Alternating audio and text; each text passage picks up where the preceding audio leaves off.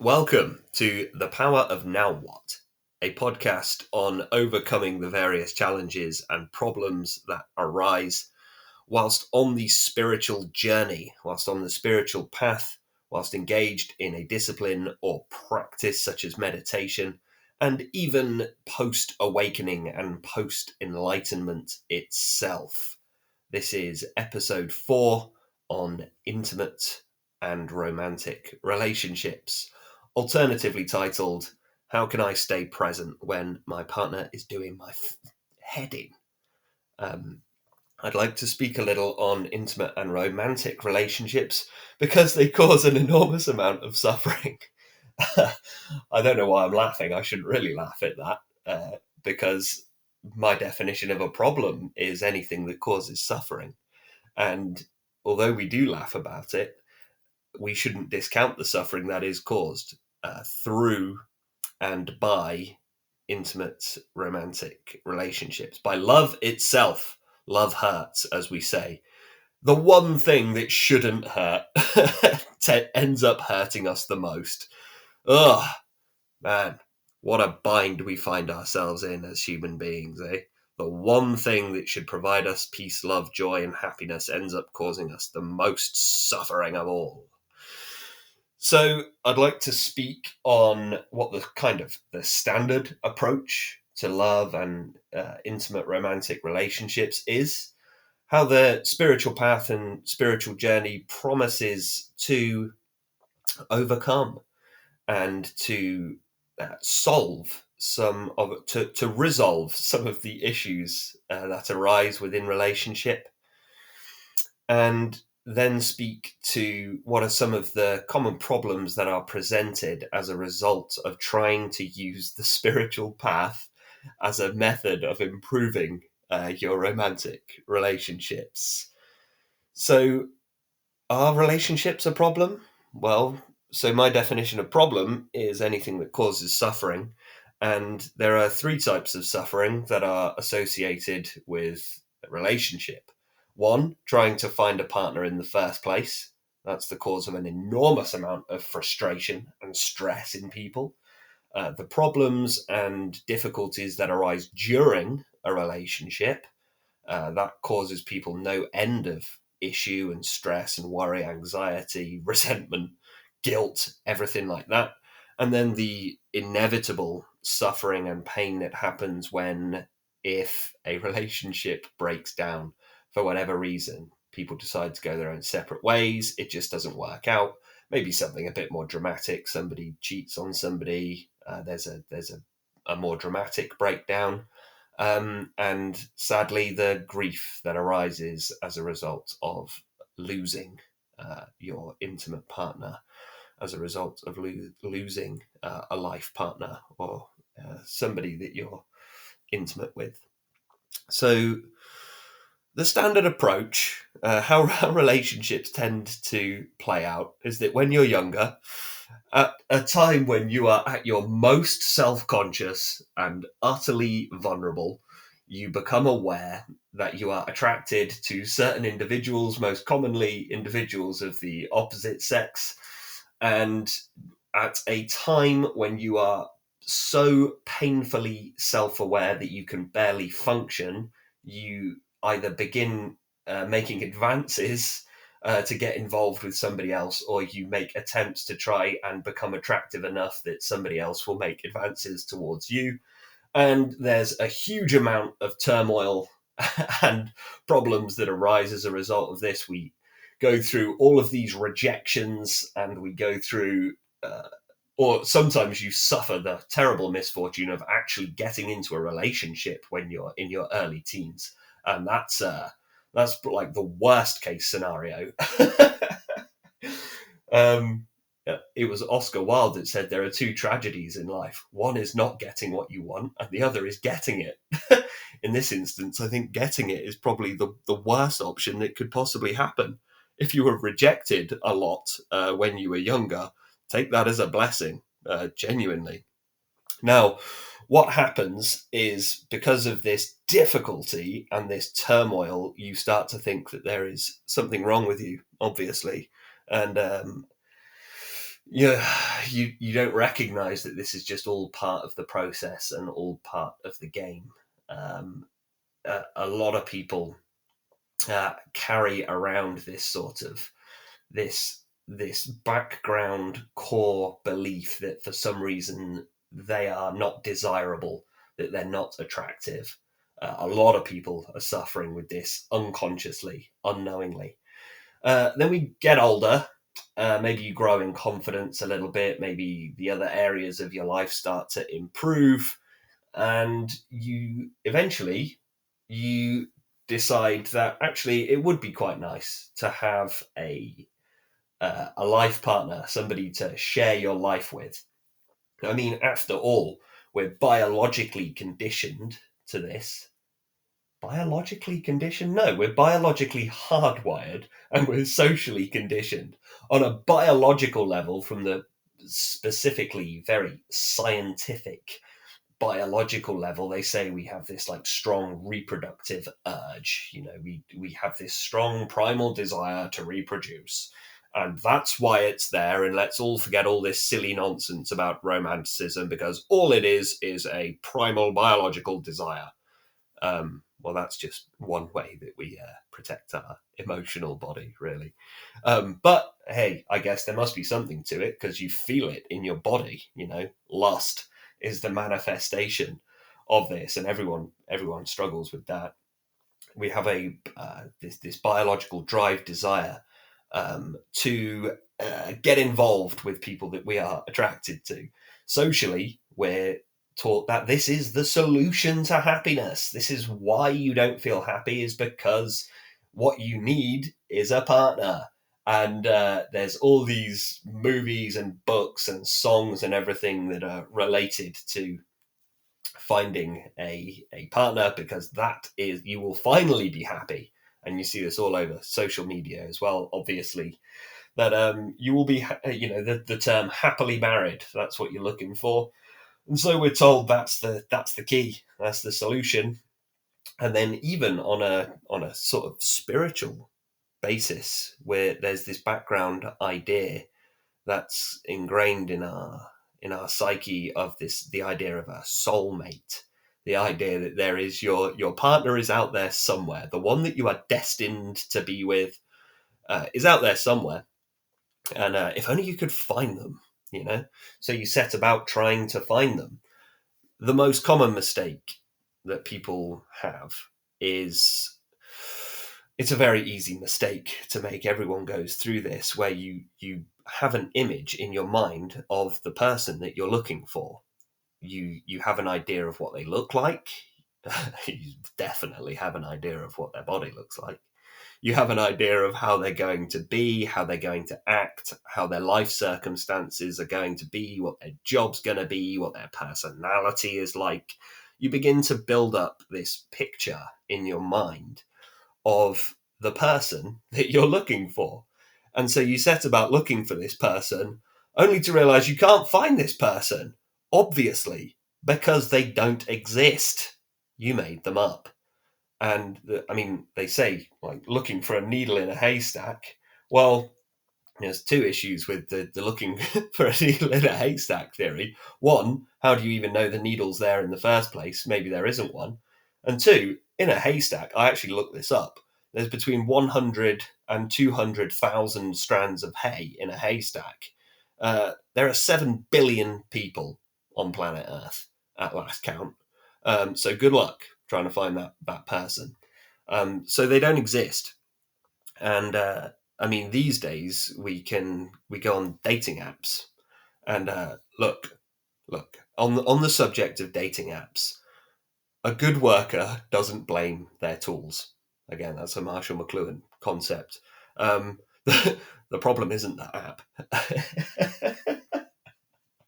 I don't know why everyone's so down on these apps. I think they're fantastic, but so you start looking through these apps, or you start looking around your workplace, your social group, for somebody who is as close to the image of the person in your head as you can find. Somebody who is the closest match. So they might not tick all of the boxes, But they tick a lot of them, and that's the one you're looking for. Somebody who ticks enough of the boxes that you can say, right, well, that's close enough. Close enough is a very close enough is not the right approach. I'll just preface everything. Close enough doesn't work. As somebody once joked that they should change the marriage vows from I do to you'll do. So close enough and you'll do doesn't really work. But let's say you find somebody who ticks enough of the boxes, because also over time, what starts to happen is that your threshold starts to get lower and lower, and you start to it used to be, well, as long as they tick 8 out of 10 boxes, then that's close enough, and then when they don't sort of exist, you go to 6 out of 10, 4 out of 10. 10 out of 10, until eventually you're like, right, well, okay, well, I'll just go with whatever. But let's say you find somebody who ticks enough of these boxes, and hey, look, I'm painting a very negative picture of this. Maybe you find somebody who ticks 10 out of 10 boxes, and that's fantastic. So you start you start a relationship, and for a time, everything is just wonderful. Oh, you just feel this huge sense of relief. Finally, I found somebody, and all of a sudden there's just this huge swell of joy and love, and the world brightens up again, and you experience it. You experience that thing that all the books and the songs and the poems were talking about, that you didn't get for so long, and all of a sudden, whoa, I get it now. The feeling, this surge of energy, a surge of freedom, liberation, joy. And in many ways, what makes that feeling so beautiful, the romantic love feeling, is so beautiful because you feel like everything's gonna be all right from now on. Everything that led up to this point is now fine. All of the struggles, stresses, pains of life, all the rejections, all of the resentments, all of the traumas, everything is okay now because it led me to this person. It led me to this. And now, from this point onwards, everything's gonna be just fine. It feels like coming home. You feel like you've come back home. You are now safe, comfortable, happy, healthy, and well. That's the feeling, and it swells up in you, and it is undeniable. It's wonderful. You just want to spend all your time with this person. You don't want to leave them alone. And the most exciting thing, they don't want to leave you alone either. You can't get enough of each other. And so you start this relationship, and it's wonderful. And then time goes on, and maybe it takes years, maybe it only takes months, until just this shadow of doubt starts to creep in, just at the background to begin with, maybe over the course of years, just where the beauty and warmth and joy of love, just every now and then, like a cold breeze on a summer's day, this cold breeze just sort of tugs at the back of your neck, and you start going, because every now and then they say something or do something that just, it hurts, and you can't quite put a name on this hurt. There's just a little pain that just begins, an ache, that just an old wound that just, similar to if you've ever had an injury that you only feel in cold weather. It's just like that. It's just an old ache. And over years and years, perhaps you begin to start to feel a little bit lonely, and you start to think, this person who used to make me so happy is now starting to cause me issues. And there's two different things that can start to happen at this point. There's so this is just, look, we just need to be mature about this. We just need to understand that this happens. You can't have, there's a reason we have a honeymoon period where everything feels fine, and we just have to be realistic. You're not going to have the butterflies forever. You're not going to have that feeling of wonder and love and joy forever. Or so we think. So we think. And this is what the spiritual path promises. I'll get to this a little bit later. But this idea that, well, we just need to have this grim resignation to the fact that the early days, the honeymoon period, well, that was just silly. That was just fanciful young people who were being naive. And now we need to get down to the grim work of a relationship. And this relation, it's more stressful than your job in many ways, because now it's work. Now it takes work to maintain this breaking relationship. That's the common view of things, but that it doesn't have to be that way. It really doesn't. You can feel butterflies forever. You can feel love and joy forever. You can. Of course you can. I'll get to how in a minute. So there are two approaches to when you start to feel the shadow of doubt creep in, the cold breeze on the summer day, as it starts to creep in. One, you decide to go your separate ways. So the problems begin to arise, the challenges, the difficulties, the turbulence in the relationship begin. And it depends. It depends on so many different factors about the type of people in the relationship, the circumstances around it. Maybe, as an example, we have two people who, although the relationship isn't perfect because of the circumstances, maybe they've now got a child together, maybe they now live together, actually just the amount of factors and practicality involved in it, well, maybe you need to stay together. Whereas in other circumstances, there's not really as much of the kind of commitments, there's not much of the responsibility around staying in the relationship. And so there's just a drifting apart and then a breakup. Sometimes if people aren't particularly, I'm getting into very difficult territory here, but if people aren't particularly mature emotionally or well developed spiritually, they might cheat on their partner. They might cheat on somebody as a manifestation of their dissatisfaction with the relationship and a dissatisfaction with themselves. And because they haven't learned the proper communication methods to communicate with their partner and don't have the courage to just end the relationship and start it with someone else, that's how you end up cheating. Partly because the shadow of doubt starts creeping in one relationship, and if you find someone who starts to awaken that lovely feeling of joy and warmth and comfort again, then sometimes sometimes people drift onto someone else, but that's beside the point. So sometimes things break up. The other option is that you decide to put the work in, and you decide to go, okay, well, there's issues here. Maybe I don't feel as good as I used to, but maybe we can rekindle that. Maybe we can stoke this fire again.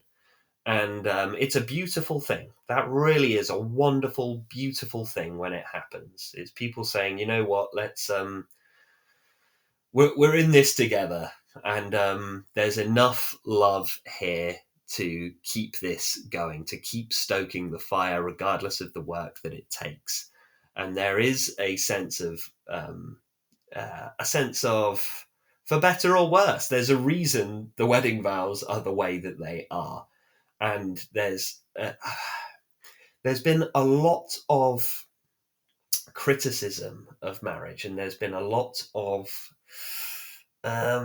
sort of negative view on marriage recently.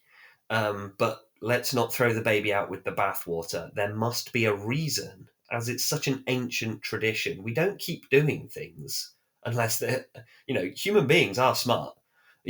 Despite all appearances, human beings are quite intelligent. And we're not going to keep doing something if there's no value in it whatsoever. And there is a reason that the wedding vows seem so that it's an oath. It's an oath. A vow is a very strong thing, and an oath is a very strong thing. It says for better or worse. Even if it's worse, there is a beauty in this. Even if staying together actually results in worse circumstances, it doesn't matter because we made an oath and so we're sticking with it. This provides a huge amount of comfort to both people, not only because you know that your partner will stick around despite the circumstances, but you also know that you don't have a choice either. There's a comfort and a security in being tied into an oath. Let's just be honest about this. There is something comforting about not having choice. If you are tied in to an oath and a vow, there is something comforting about that. There's a reason the vows are very much like that. To have and to hold, for better or worse, till death do us part. I mean, it's a pretty dark, it's pretty badass, really, isn't it? It's kind of dark. So that's the other option.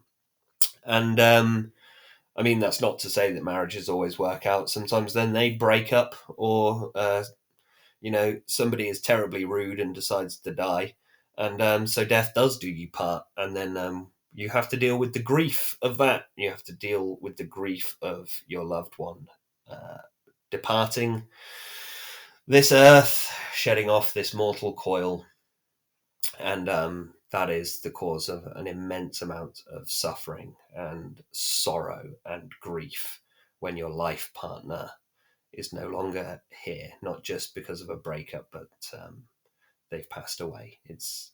That's a huge, huge cause of suffering in this world. Now, that's the sort of standard. Oh God, I didn't do the happy ever after ending.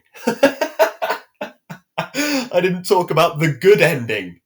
You get married, work through your problems, become happy, have happy children, and go on to live a happy, healthy life forever. You and your partner rekindle that love and that joy. You get through it, overcome all problems.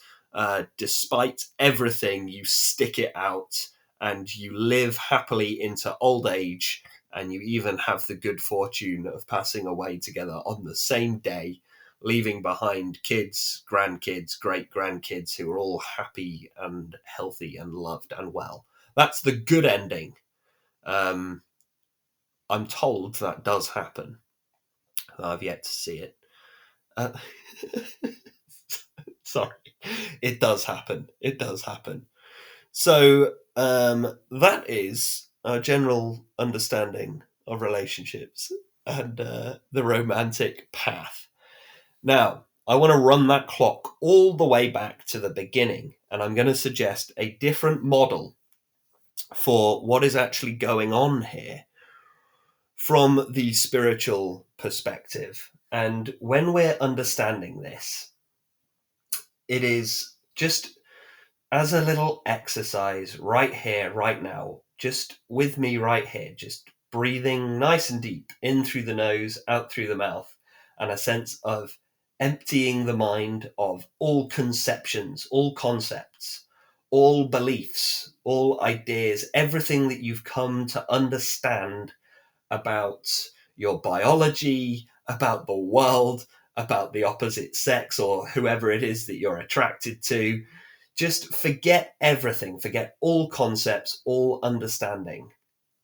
And let's go back to the beginning and try something slightly different here. So instead, let's understand this concept of yin and yang. It's an ancient concept from, they say from the ancient East. But it's been going on forever. It's the understanding of the masculine and feminine principle. Now, it's not to say that there are two people. There is man and woman. We can forget all of that and instead start to look at yin and yang as a principle.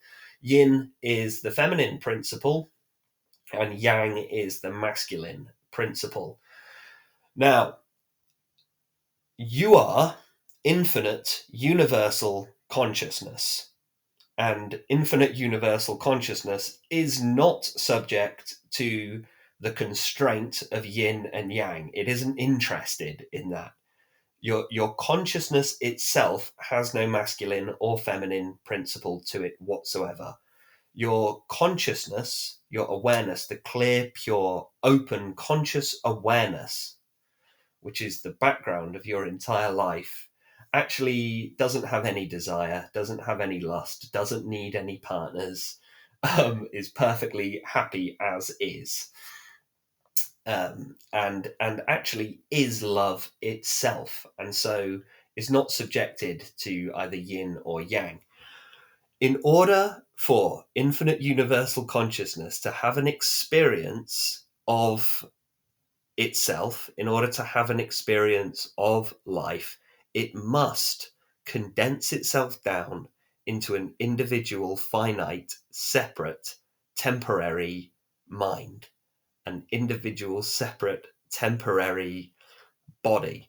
And in order to do this, it has to, by its own definition, align with the yin or the yang. It has to draw aspects of one.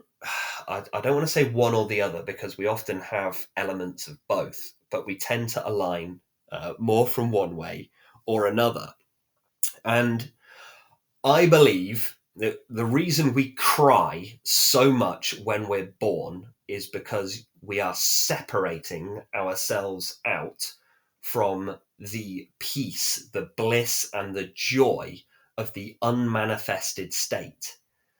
It's essentially the most intense homesickness that you could possibly experience.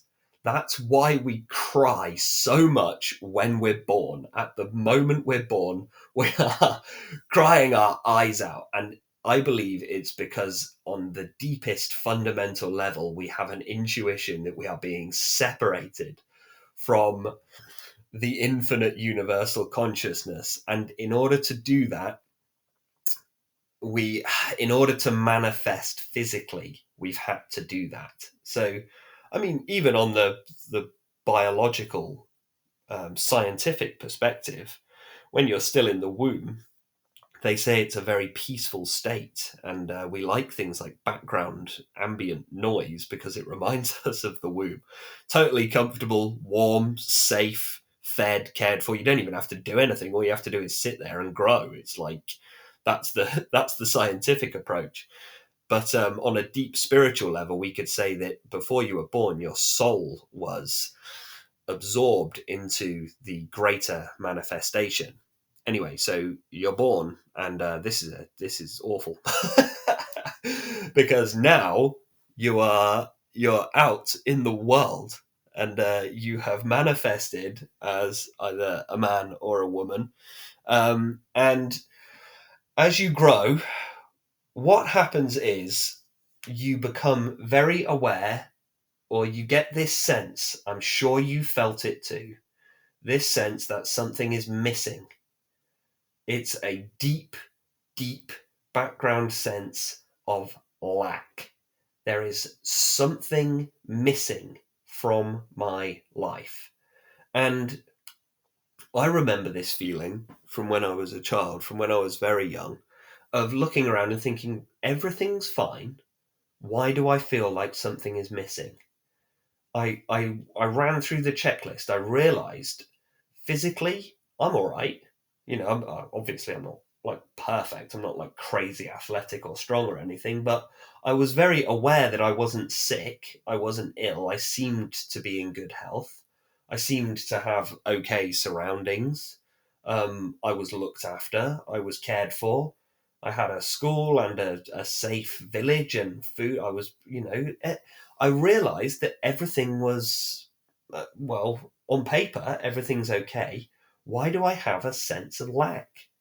And the spiritual understanding, or one of them, there are quite a few, but many of them share a similar principle to this, is that This sense of lack is not a biological drive, it's not a biological desire, it's not social conditioning, it's not even spiritual conditioning. It's a understanding of a primal pre-birth memory that before you manifested physically, you were whole. You were whole. You were everything. You were the yin and the yang. You were the alpha and the omega. You were the on and the off, the in, the out, the hot, the cold, the up, the down, the left, the right, everything. Life, death. You were everything before you were born. Once you were born, you're suddenly switched into the on position, the on mode, the physical mode. And very much the on mode and the physical mode forgets about the off mode. Incidentally, as a side note, we get the word whole. No, run that back. We get the word health from the word whole. They both have the same etymological root.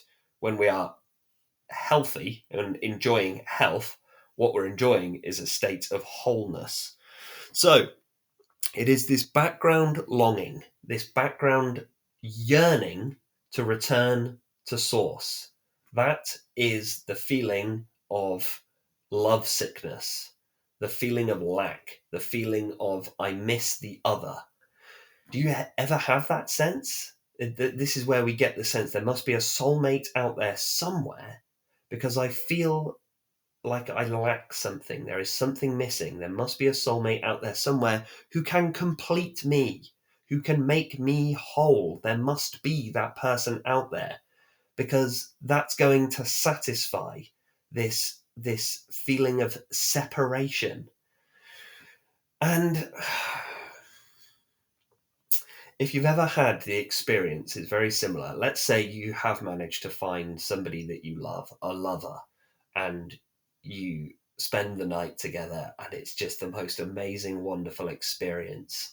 And you sleep the deepest sleep that you've ever had. You are comfortable and excited and happy, and you just feel alive.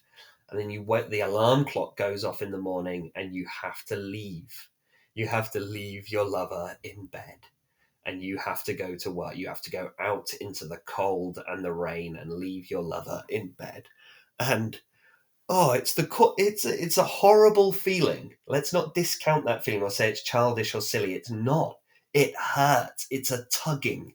It tugs at your soul. It tugs at your emotions to leave your lover in bed and have to go out into the cold.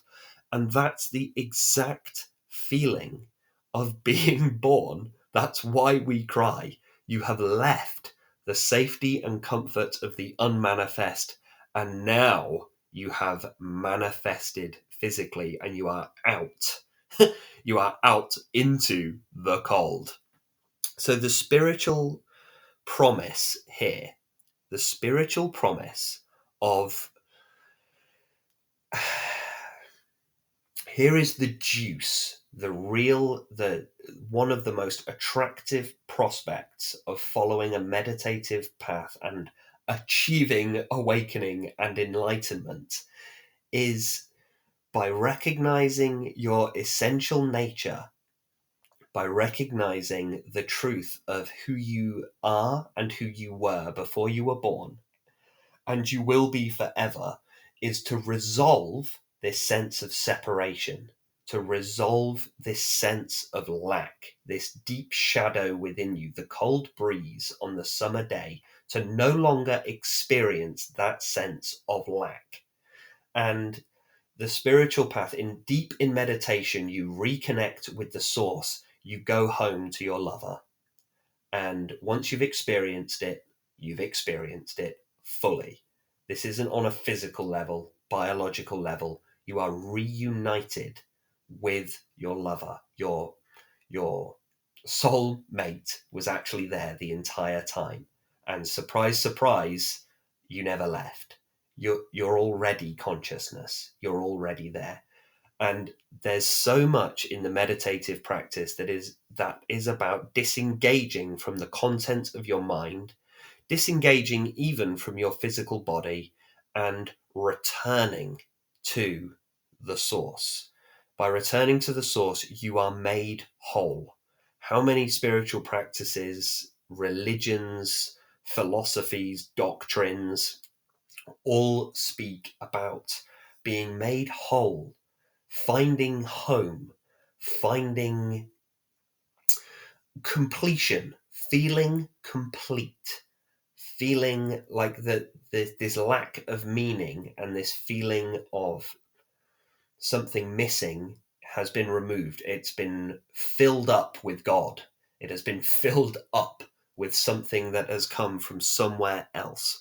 This is what the spiritual practice promises, and it can be felt. And how does we have this experience and start to think, well, how does this relate to my relationship with others? Well, for one thing, this completely removes your neediness. Wouldn't that be nice? One of the primary causes of conflict in relationship is because you feel you need the other person to make you happy. I'm going to say that again. One of, if not the primary cause of conflict in relationship is feeling like the other person can make you happy and should make you happy and has to make you happy and isn't making you happy. Because this is what causes that shadow, that cold breeze on the back of your neck on a summer day, is because when they behave in a way that doesn't feel fulfilling, there's this terror that begins to build up in you on a deep subconscious level. You are terrified that they're going to re-trigger the feeling of lack, the feeling of loneliness, the feeling of isolation, the feeling of homesickness, lovesickness, because their behavior is starting to poke at that old wound within you. Their behavior is reminding you that you have separated from the whole. And previously, before you knew any of this,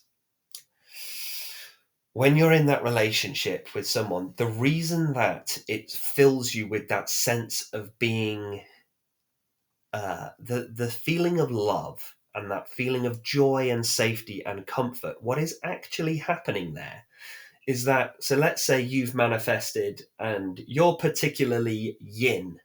You're the feminine principle. You have a female body, and you are very much your energy is very feminine.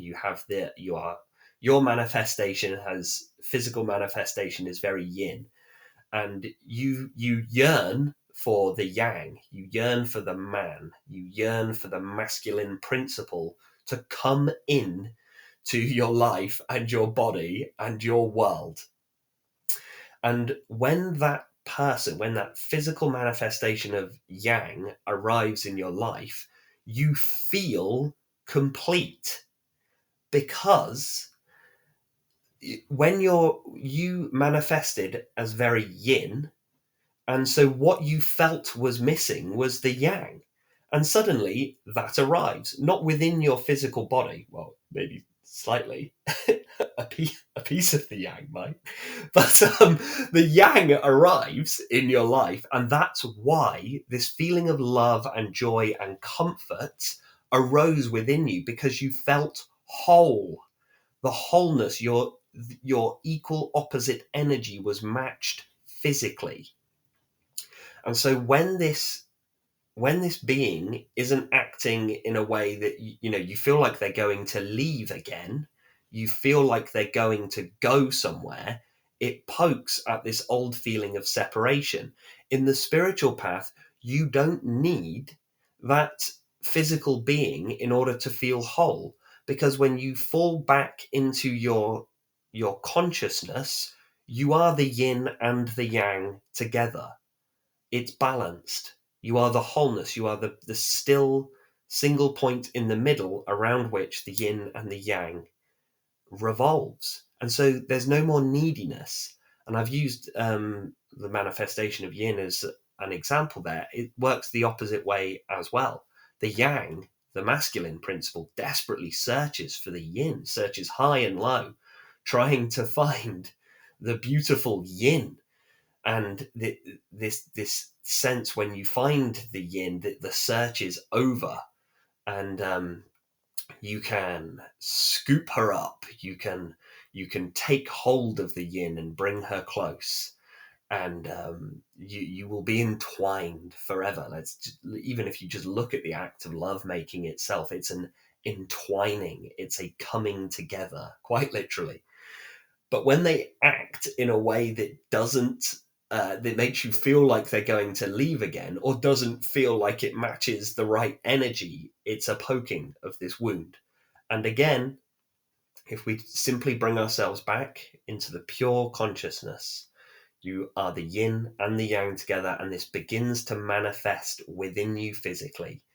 You begin to lose your sense of neediness. You begin to lose this desperate striving, this desperate desire for the equal opposite energy to your own.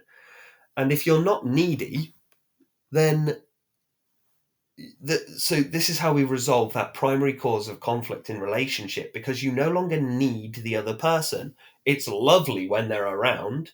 It fills your life with joy and wonder and love. But you know, on the deepest, most fundamental level, that if the worst came to the worst and they did leave, it's not a problem, because you cannot be separated. The yin and the yang never fully separates. It can't happen. And because you're not needy, you're not bugging them all the time. There's fewer arguments. You don't message them all the time. You're not paranoid about their behavior. You're not even as annoyed about their behavior. You're not upset by every little word, every little comment. But also, at the set, it's not about becoming passive. It's absolutely not about becoming passive and submissive. Actually, what can happen is you don't. This is so common in relationship, that people, because they're afraid about the other person leaving, they become too submissive. They want to keep that other person around, and so they turn a blind eye to being treated badly, because you're so afraid of being alone that you put up with abuse. You put up with emotional abuse, somebody treating you badly. They don't give you the love, time, respect, attention that the relationship requires, that you would like, and you turn a blind eye because you're just afraid that they're going to go. And look, let's not be naive about this. Sometimes people even put up with physical abuse, mental abuse, financial abuse, and sexual abuse, simply because they they it's preferable. They'd rather put up with that than be alone. That is tragic. That is nothing short of a total tragedy. It shouldn't happen. When we practice meditation and you feel the security, the safety, comfort, and security of knowing you are whole, you don't put up with anything like that. You don't put up with a single word. You know this phrase, not even once. It's a fantastic thing that, primarily women, it would be a good idea to really understand, is that not even once. So if you have a male partner and he's physically abusive, one time, leave. You must leave, because it's only going to get worse. It's not a little mistake. And he didn't mean it really. He was just angry. It's going to happen again, and it's going to get worse. Not even once. But for some reason, we only apply that to physical abuse. You should apply it to all abuse, especially emotional abuse. If somebody tries to manipulate you, if somebody disparages one of your goals, your ideas, if somebody tries to sabotage your life on an emotional level, if somebody tries to harm your emotional body, I'm out. I am gone. I'm a greyhound. I'm a ghost. See you later. Smell you later. I am not interested, thank you. Not even once. And when you get really deep into the spiritual, you become, it's much easier to affirm your boundaries when you know that it doesn't matter if the other person stays or leaves, all is well. And what happens when you do this is that you're far more likely to choose a better partner. You're far more likely to find somebody who is going to bring value to your life and isn't going to drag you down into the mud and drag you down into the dirt, because you're no longer afraid. So that's what the spiritual practice kind of promises this. And many people get into spiritual practice for this reason, is because they've noticed problems in relationships and often noticed a repeating pattern. Even though the person keeps changing, they seem to be in the same relationship over and over. And you find it can be quite scary when you realize, oh, actually, and you'll notice there's a strange similarity to the pattern. You realize all of my relationships seem to last for 1 year, let's say, and they always end because of this particular thing. And you start to realize that these are just repeating patterns. How do I get out of this cycle? Well, if you get into your meditation and you get into a deeper understanding, you start to realize where it's coming from, where it stems from in the first place. We could talk about that forever, but I'm just giving a brief overview here as we come into a deeper spiritual awakening. And let's say you really do it, you actually do it. You sat there in meditation one day and bam, you get it. And you finally understand what this crazy guy on this podcast was banging on about this returning to source, returning to the unmanifest. And suddenly you feel like you are in love, even when you're just stood in line in Tesco. A conversation with the cashier feels like the deepest soulmate conversation. And then you feel the swell of love, comfort, and joy, even when you're driving on your own to work. And all of a sudden you go, that's crazy. I am in love despite the fact I'm not in a relationship. It's not even that I'm in love, it's that I am love. And you go, after all this time, the search is off. I've been on this wild goose chase my whole life, and no wonder I'm not satisfied. I'm looking for something that doesn't exist. Like we'll take it back to the Bigfoot analogy. My entire life I've been searching for Bigfoot, and I feel all the stresses and strains and pains and sorrow and pangs of low self-esteem because I'm failing in my task of finding Bigfoot, until somebody comes along one day and says, I'm sorry, maybe I'm sorry to tell you this, but do you know there's no such thing as Bigfoot? That's why you can't find Bigfoot. You're not doing anything wrong. It's that there's no such thing. It doesn't actually exist. And you go, okay. And then you feel this massive sense of relief because, now I'm free. I'm free to do whatever else that I want to do. And so you realize, look, I'm not looking for love. I'm not in love. I am love. Well, okay, now what? Title drop right there. The power of now what? Well, now what? What do I do now? Especially if you're one of the sorts of people who have actually built their entire life around looking for a relationship, maintaining a relationship, getting married, doing that whole thing, and all of a sudden, well, that's gone. That was the North Star that I was aiming towards, and now that's gone because I'm there. It's like you've been running a marathon and then you just realize, I crossed the finish line a long time ago. Why am I still running? Well, now what? What do I do now? Well, here are some of the problems that occur. The first problem, and this is always very common in the spiritual path, it's like the spiritual ego, is you just end up trying to use spirituality to just do the same old thing. You just put a spiritual coat of paint on the same methodology. So all that really happens, you find this, you get into your meditation, and all that you really do is change your Tinder your Tinder profile to say, now I'm into meditation, now I'm into mindfulness. Again, look, I'm not putting myself above anything, you know.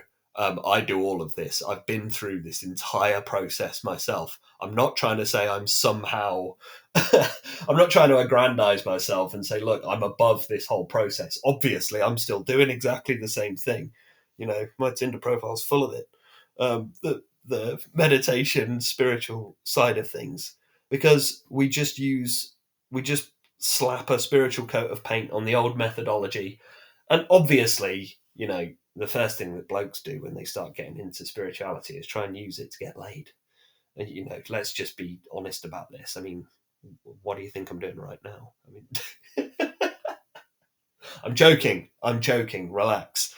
So, one of the main issues is of using spirituality to just to keep repeating the same patterns, only now you've also added an element of guilt because you feel like you're not adequately using your spiritual practice, your awakening and your enlightenment to improve your relationships. But it doesn't work like that. Slowly, the deeper awakening and understanding will, right into the roots. We're not just pruning the tree, we're getting into the roots. Will give you a deeper sense of truly understanding that you can let go of even trying to get laid. You don't need that anymore. You don't need the relationship anymore.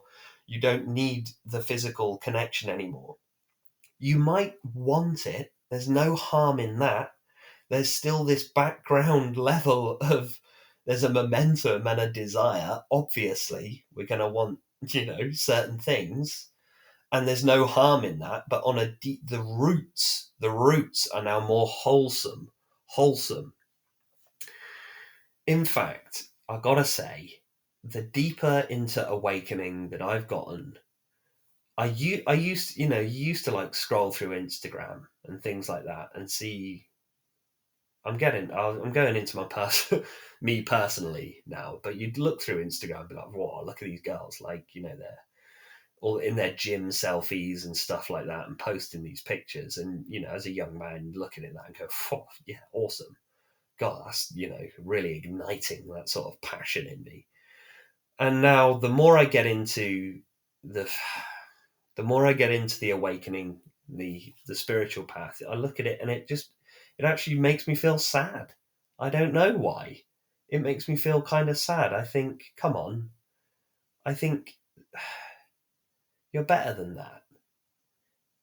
You there's no harm in it, but I think it makes me feel sad. I think, why are you're not going to attract what you think you're going to attract by doing that. You don't have to do that. It's not about your body. It's not. You already are what you're seeking, and you don't need to debase yourself in order to have that, to feel fulfilled, to feel loved, to feel worthy. It doesn't work like that. And it makes me feel sad. I don't know, that's just a side point. But using spirituality to just do the same thing is very common. And people then, they just change all their clothing and everything and think, well, now I'm in the spiritual circle.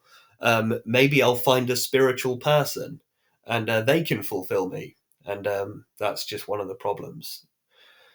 A second problem that can arise is, as you grow in awareness and you deepen your spirituality, the old routines just don't really work anymore.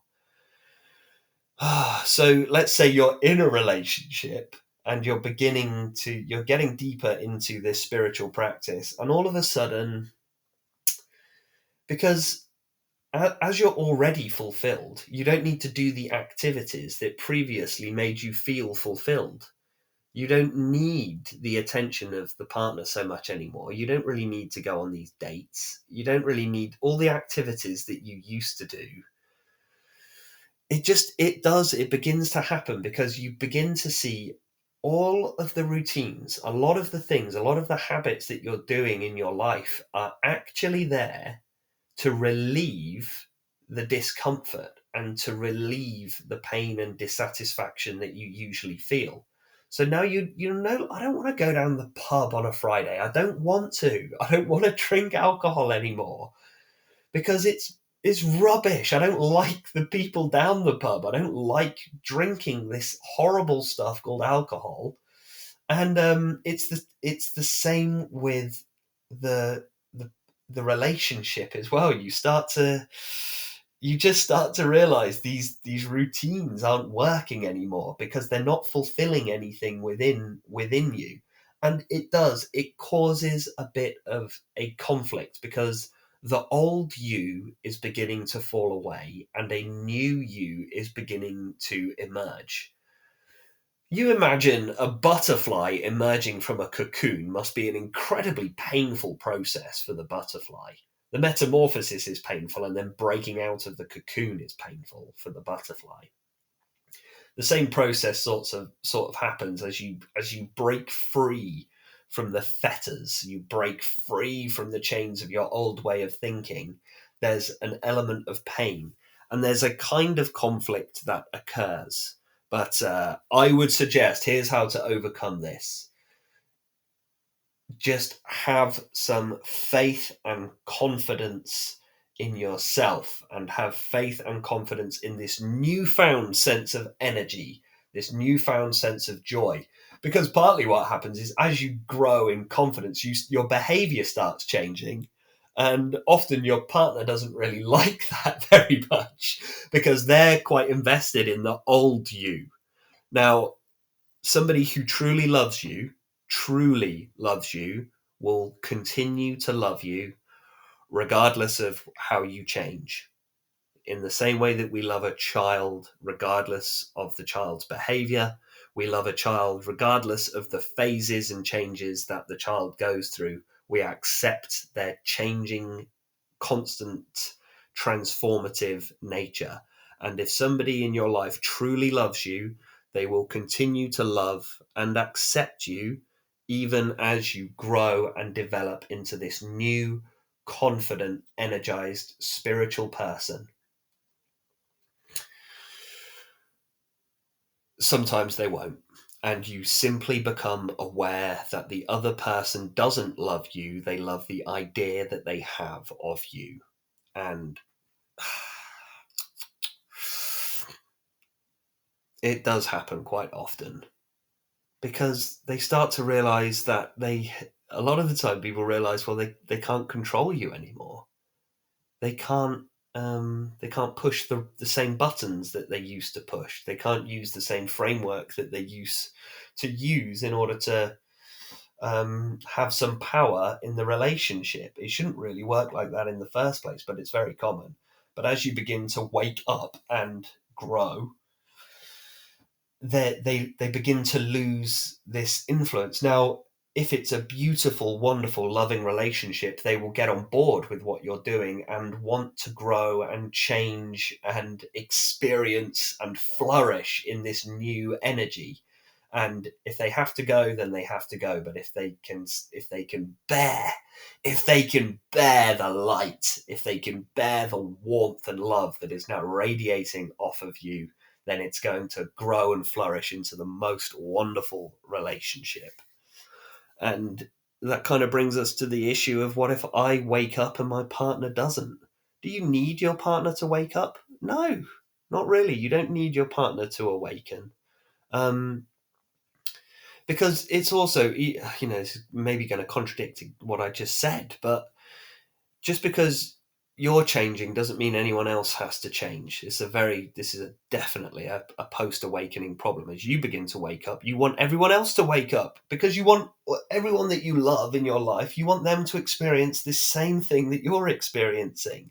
the wonder, the freedom, the joy, the liberation. You want them to experience it, but it's just impossible.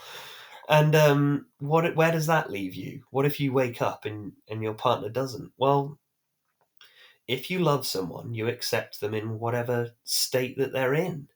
You accept however they are, and be the space in which they can exist. To simply be. When you drop your ego and you drop your individual sense of being a temporary, finite, limited self, you have far more time, energy, and space for other people. And sometimes I feel like it's nice to be the sky in which they can have their little storm.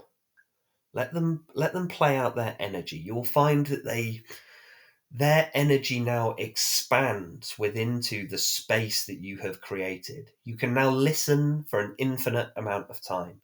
You have an infinite amount of wisdom, compassion for this other person. You can guide and help them through their stresses and strain. And if they need to have a little an ego play, then allow that to play itself out.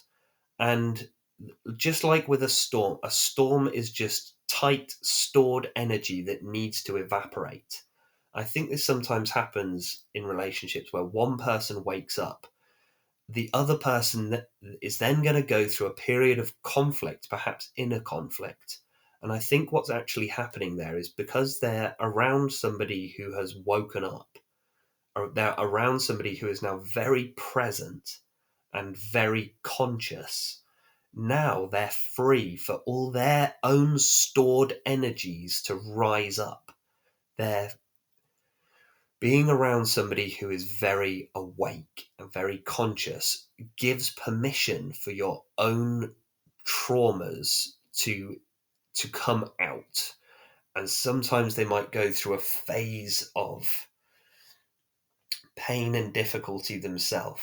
But my advice there would be the space in which you allow their storm to play out.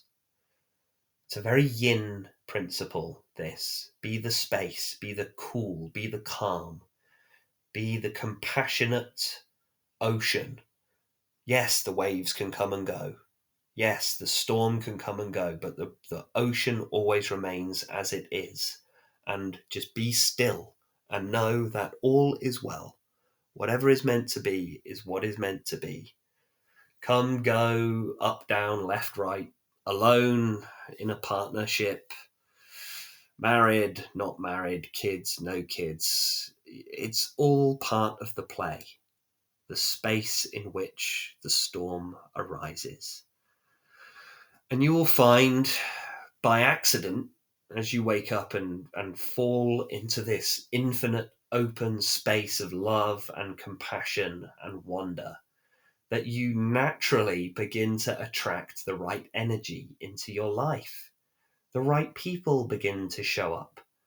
The bad, negative, low consciousness people cannot stand the light of your consciousness, and eventually they wander off to find trouble somewhere else.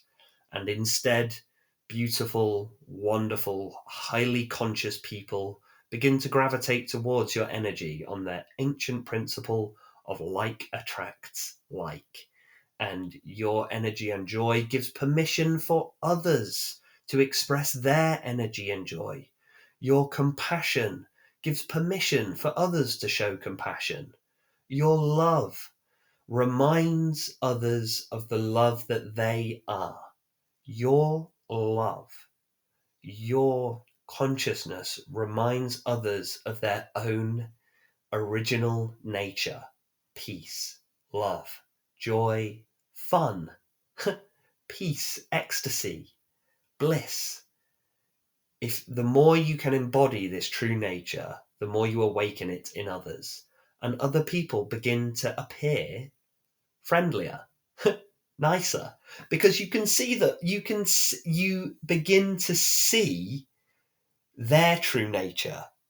You see directly through the mask. I see right through it.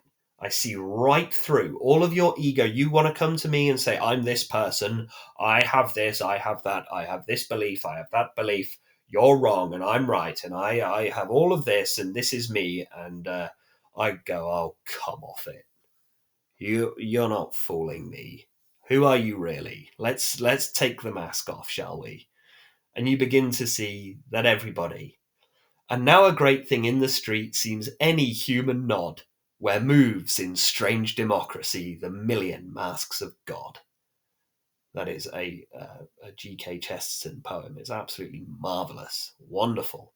And now a great thing in the street seems any human nod, where move in strange democracy the million masks of God. And you begin to see this and feel it on a very, very deep level.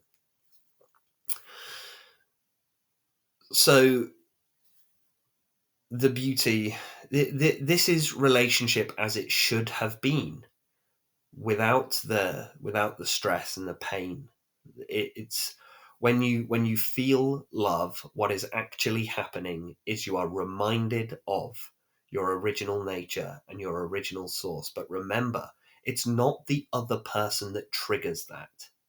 It's what you already are. You're just being reminded. That's all that's happening. And if you find yourself in that post-awakening state, a lot of what I want to say is, don't forget to enjoy it. You've worked so hard to get to this awakening position. Don't fall back into old patterns now. As much as your ego is going to flail around trying to grab hold of old, comfortable patterns, it's time to throw away the old pair of shoes. They're done. The old pair of shoes is worn out. They're not good for you anymore. You've found this new way of being. Don't forget to enjoy it. Enjoy the love. Enjoy the compassion. Enjoy being on your own. Enjoy the simple joy of enjoying a friendship. And because even friendships begin to feel like the deepest relationship. Everything begins to feel like the deepest relationship. Don't forget to enjoy that. This is one of the problems that I wanted to talk about, is people worry that, well, am I going to be alone?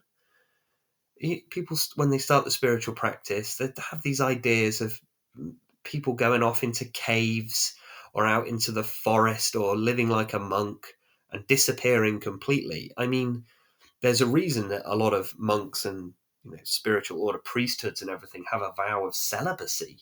They just sack off the whole thing altogether.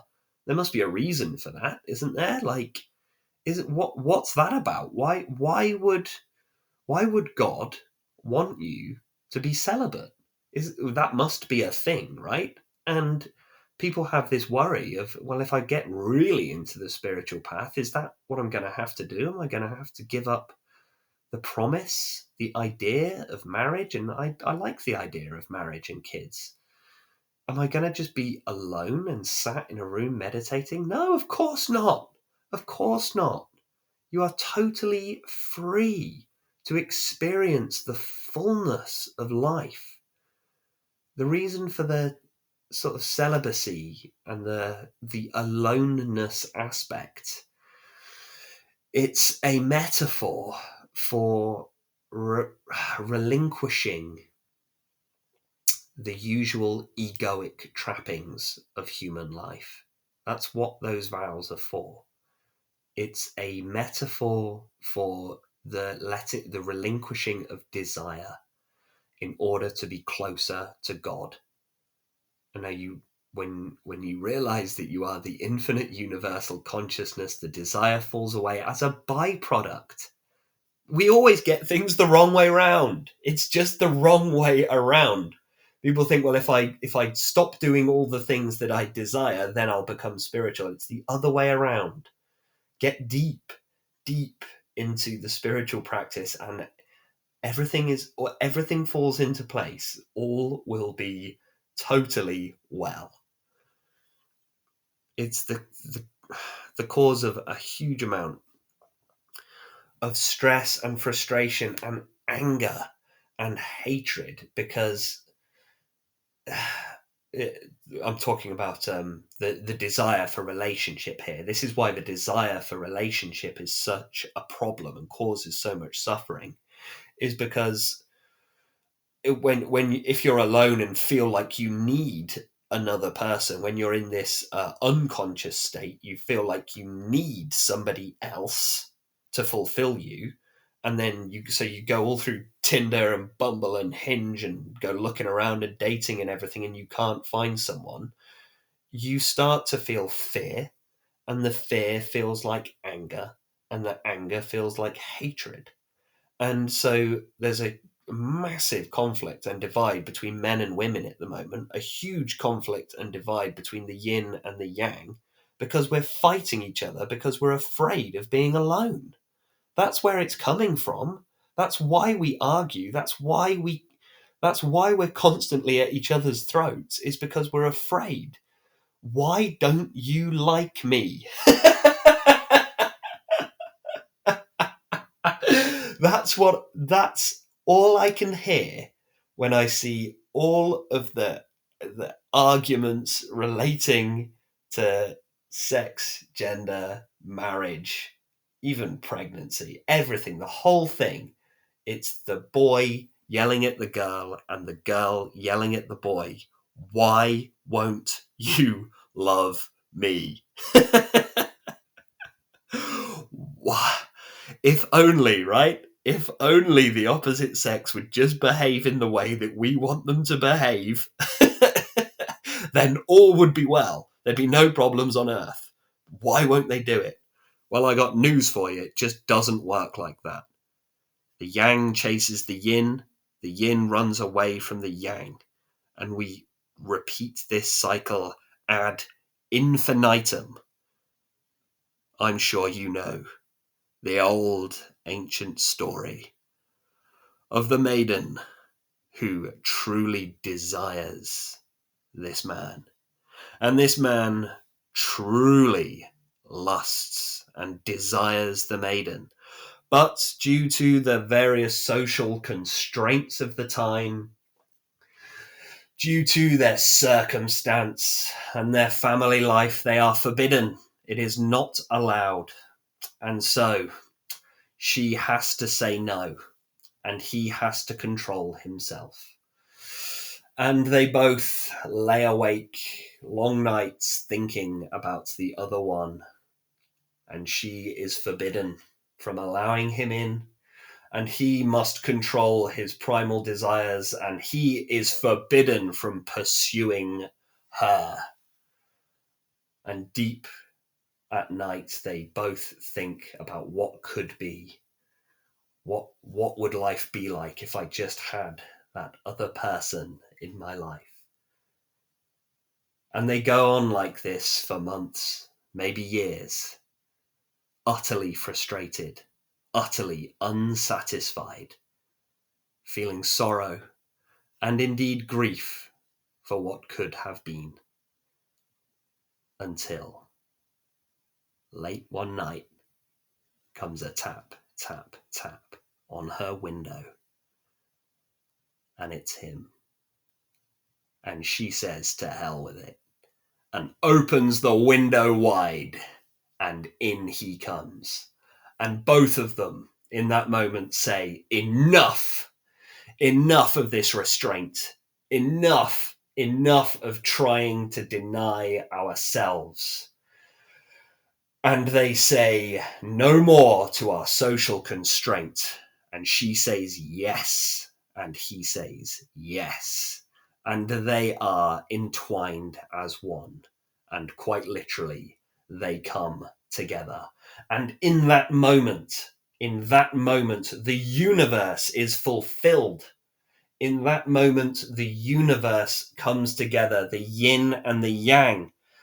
The yang has found the object of the yang's desire, and the yin has been found by that which she desires the most.